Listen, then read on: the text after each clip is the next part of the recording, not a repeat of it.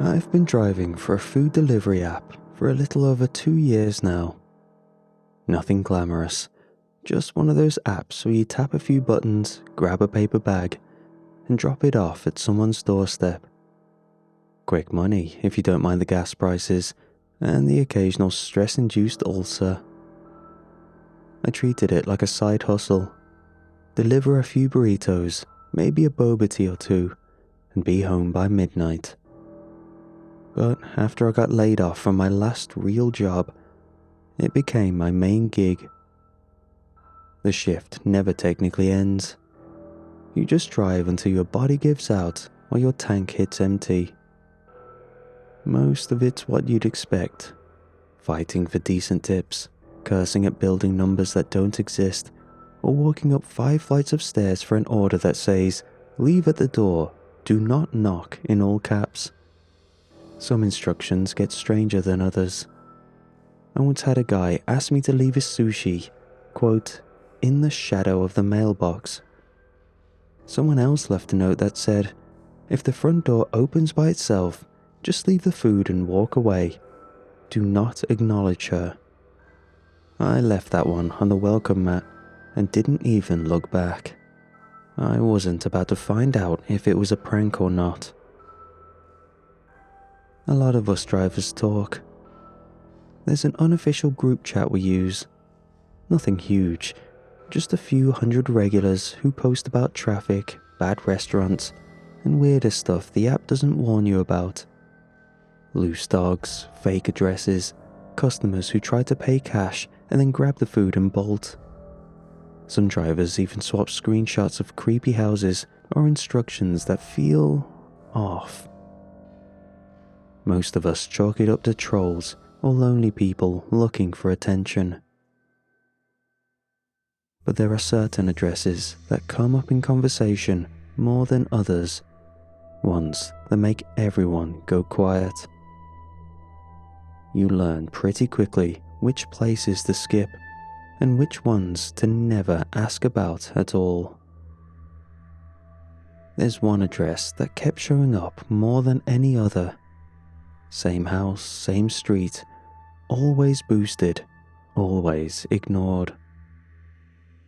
Every time I opened the app late at night, there it was, highlighted like some cursed loot drop, promising 3 times the usual payout.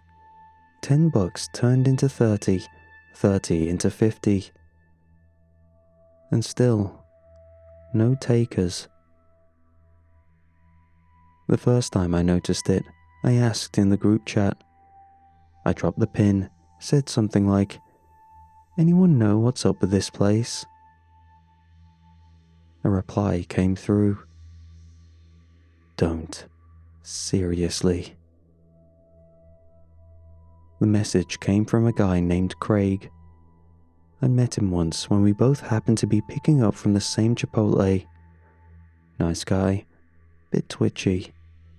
I remembered him because shortly after I'd seen him there, he stopped posting altogether. Quit delivery work completely, according to someone else in the chat. Said the job was frying his nerves. I figured he was just burned out. We all get there eventually. Then, one night, it was slow. Dead slow. My tank was half empty, my wallet even worse. Rent was due at the end of the week, and I was already rationing breakfast into 2-day intervals.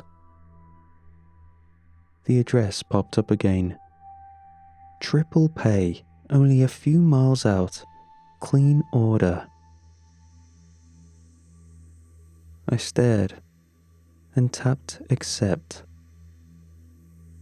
I told myself, if Craig did it and lived to tell the tale, however cryptic, then so could I.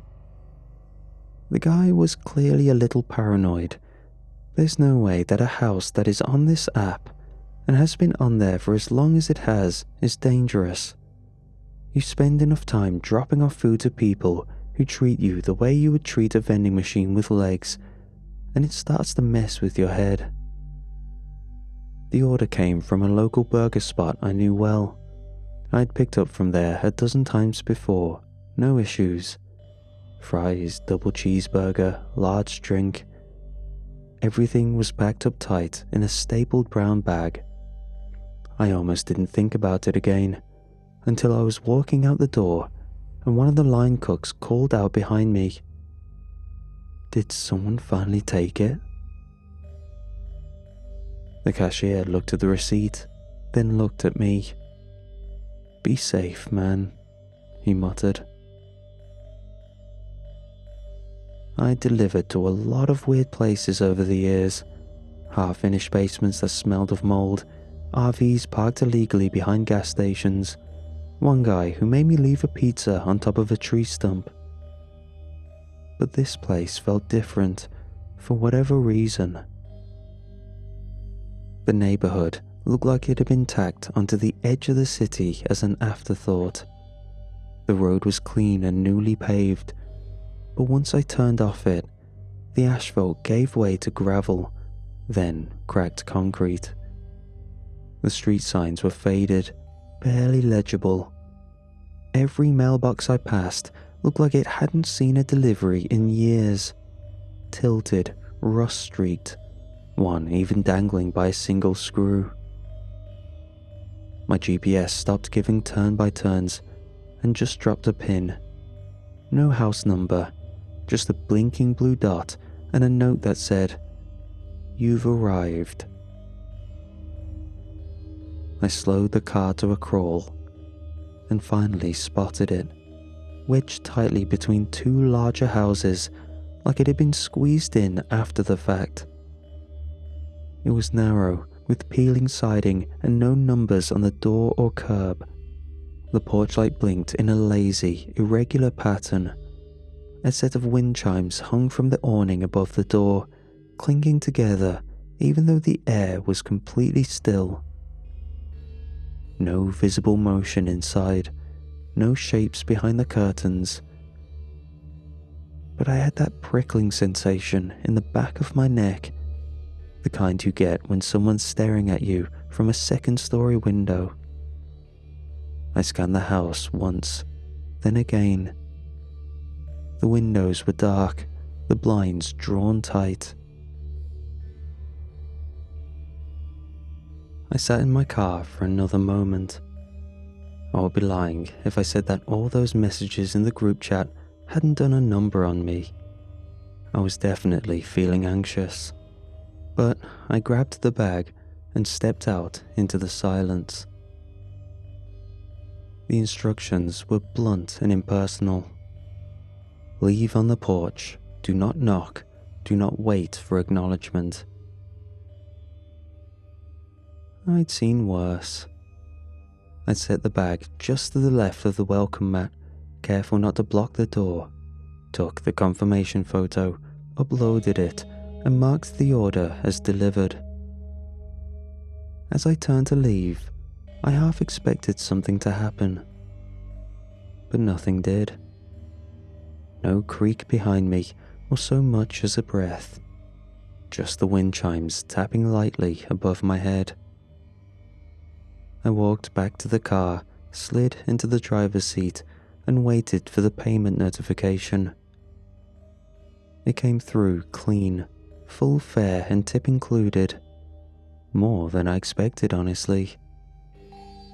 I pulled away, relieved, drove a few blocks, parked near a gas station and cracked the window, planning to eat something before taking another order.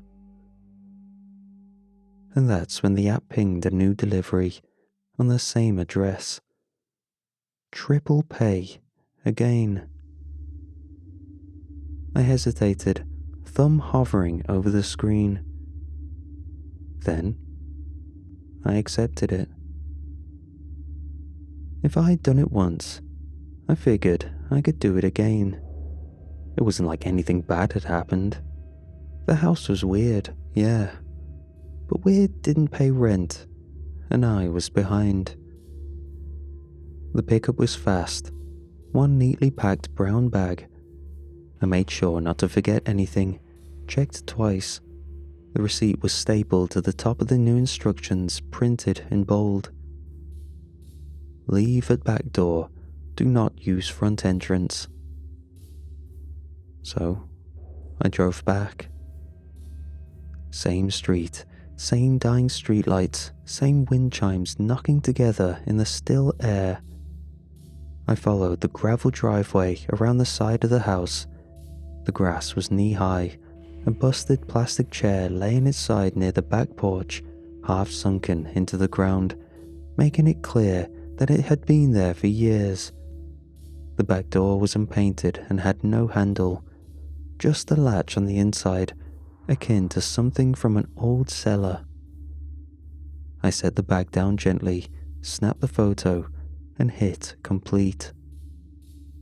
The payment came through almost instantly, tip included, more than the last one. I got back in the car and drove off. I was getting tired, and it was already way too late. That night, I went to bed without overthinking it, slept harder than I had in weeks.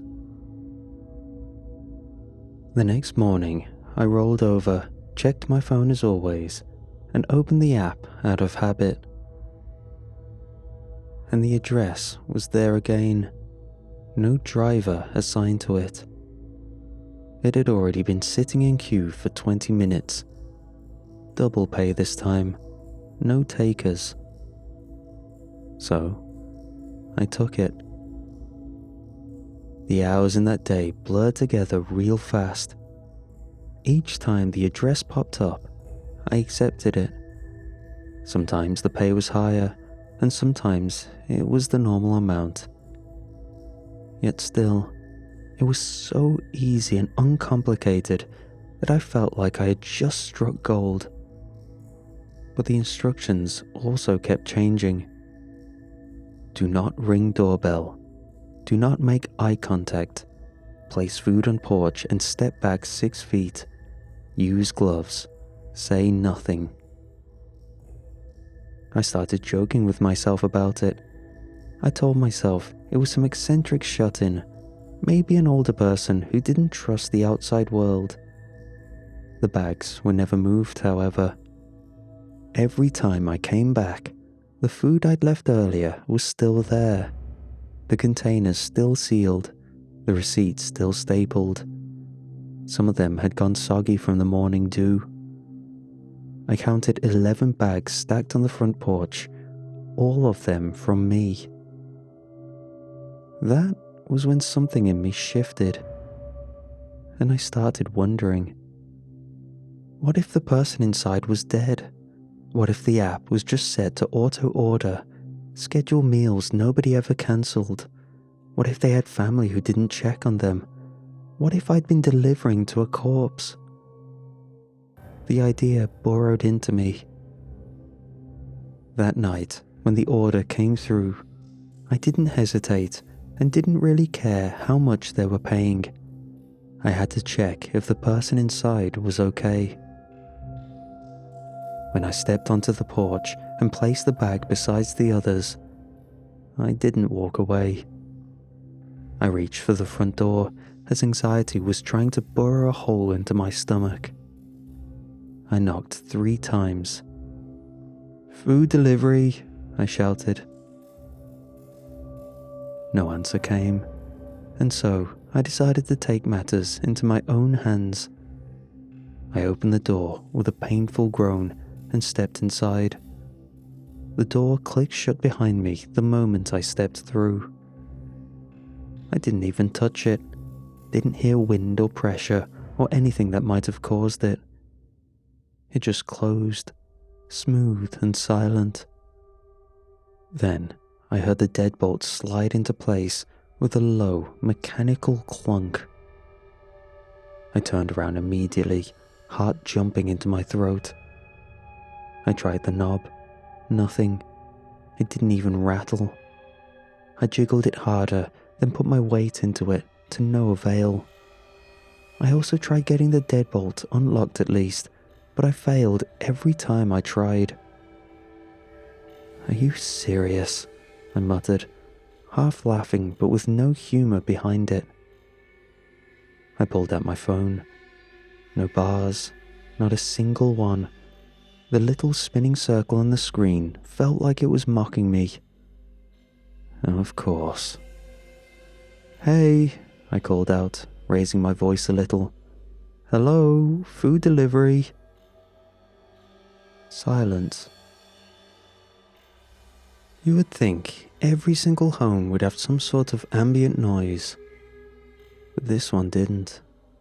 Just dead air and a deafening silence.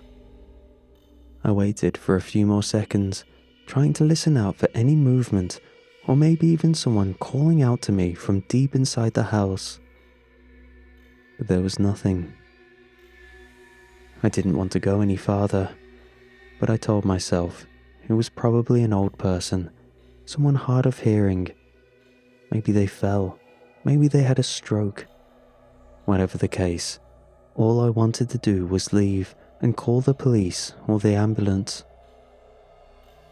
So I stepped forward with the full intention of getting out as soon as possible. The entryway opened into a short hallway, carpeted in a faded brown that was matted down in uneven patches, like certain spots had been stepped on too many times and others not at all. The walls were yellowed, maybe from smoke, maybe just time, and the air smelled faintly of ammonia laid over something harder to name, like meat left out too long in a warm room. The ceiling looked weird. Strange marks had been left in the material. Circular holes dotted the entire surface. I took another step, shoes sinking slightly into the carpet. The floor creaked beneath me, slow and high-pitched.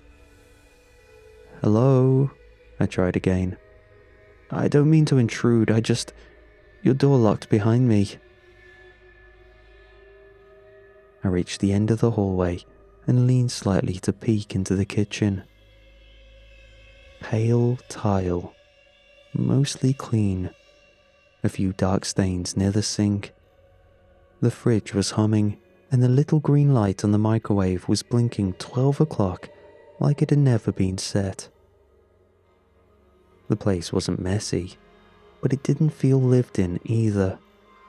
It had the hollow, too quiet energy of a model home, something built to look like someone was there. I hovered there for a second, right at the edge of where tile met carpet, trying to figure out what to do next. That's when I heard it. A noise from deeper in the house, a sort of raspy breathing.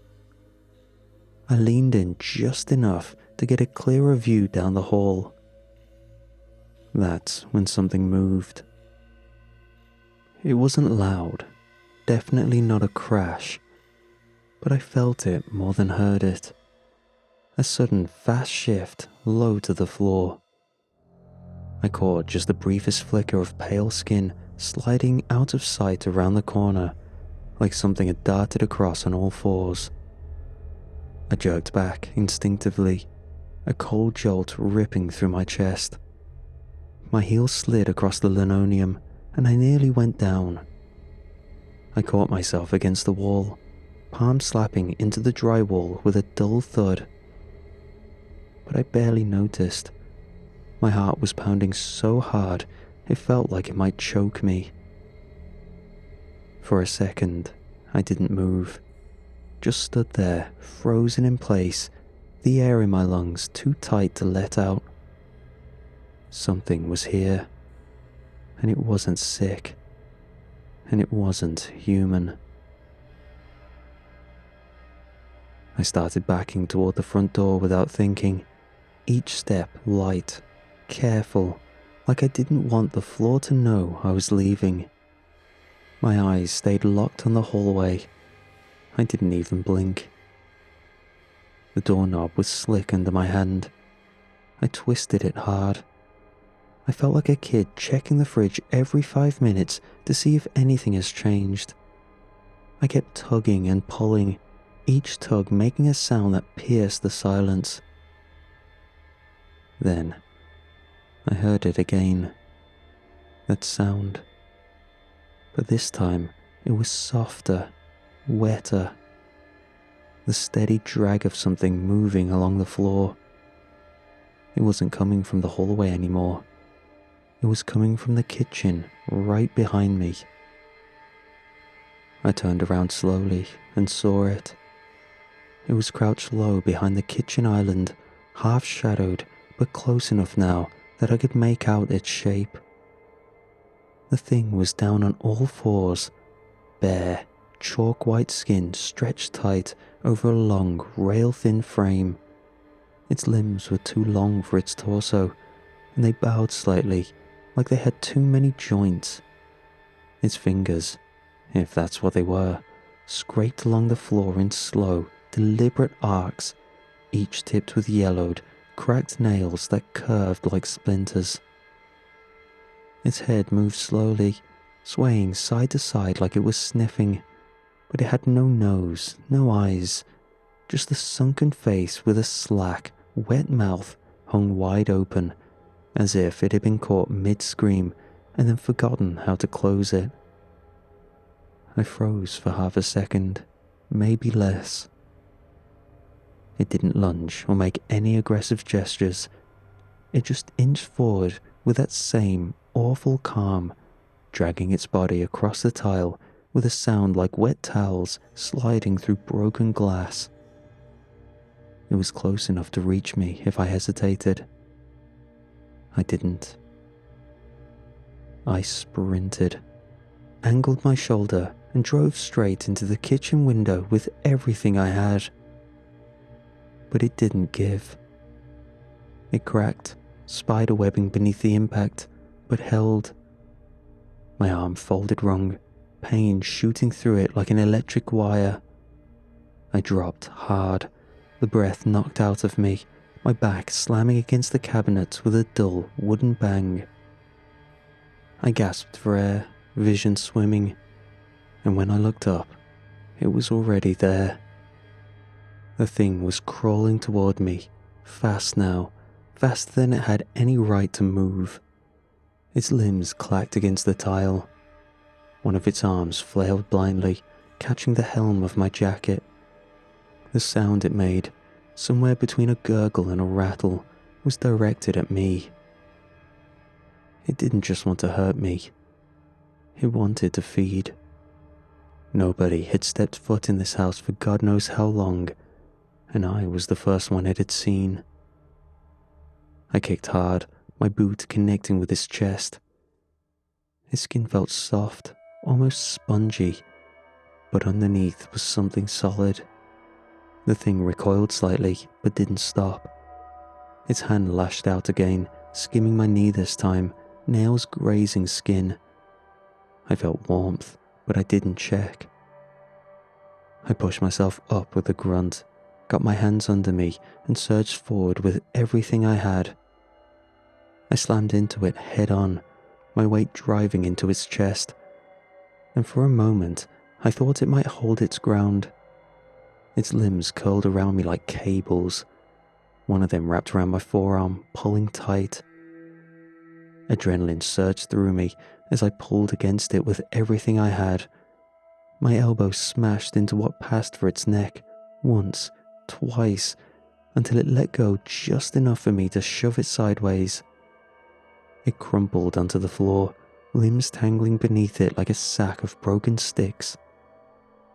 Still running on whatever adrenaline I hadn't burned out in the scuffle, I doubled back toward the window. The crack I'd made earlier was still there, spidered across the glass like a frozen explosion.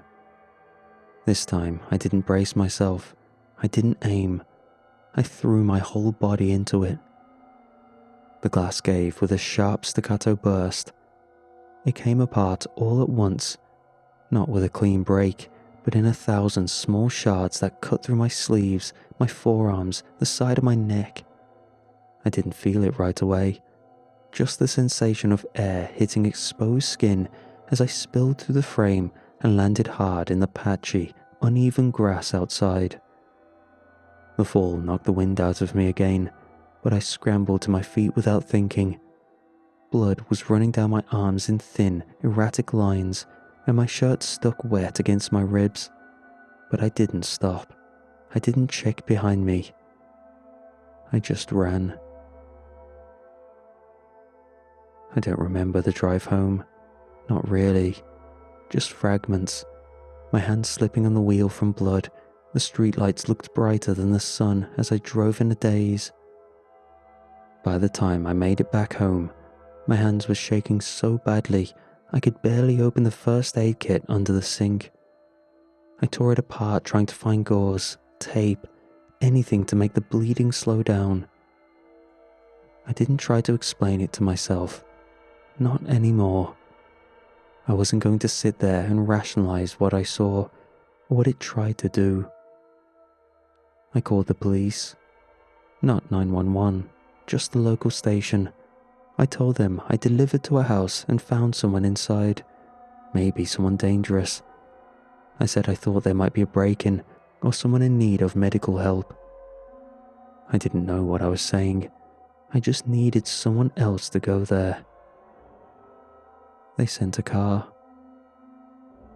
I waited by my phone for over an hour, hands bandaged in layers of gauze and paper towels.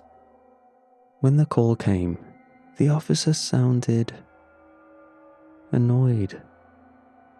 He told me the resident was an elderly woman, lived alone. The cop asked me if this was some sort of internet trend. This house has been called in for things for months now, yet the police never find anything. He asked me why I felt the need to make a false report, warned me that filing again without cause could result in charges, suggested maybe I was overworked. I didn't argue. I just apologized, hung up, and sat there in the dark. The next morning, I did what I always did. I opened the app, and there it was. Same address. No number, just the pin. Same block behind the strip mall. Same flickering porch light in the preview photo. Triple pay. Order waiting to be picked up.